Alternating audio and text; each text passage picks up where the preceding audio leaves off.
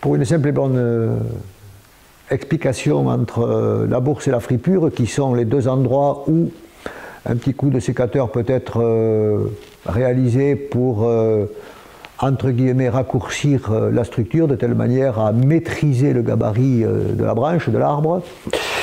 Eh bien, écoutez, vous avez une branche, et puis à un certain moment, cette branche, elle va faiblir, et puis bon, vous avez une bourse terminale, et puis vous avez deux brindilles. Donc,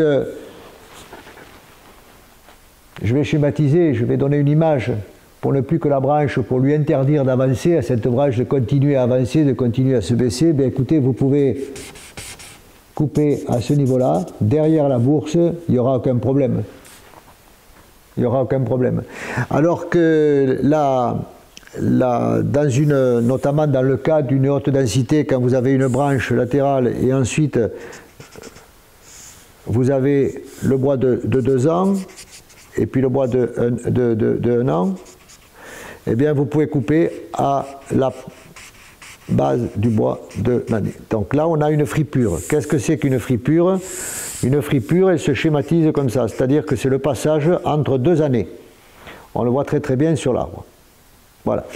Alors que derrière une bourse, bon là on peut dire que c'est un bois, une brindille couronnée, donc c'est un bois de l'année spéciale, mais donc on peut tailler ici et au niveau entre 2 années, sur la fripure. Donc c'est les deux seuls endroits où on peut réellement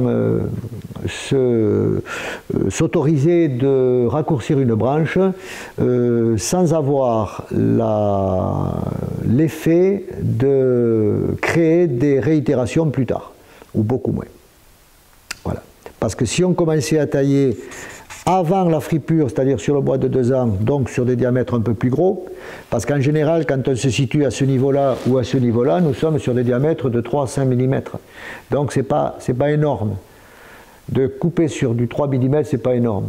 Par contre, quand vous ne donnez pas cette notion-là, il y a des gens qui vont couper sur des diamètres de 7, 8 mm, 10 mm, et là, on peut se retrouver avec la formation de réitération.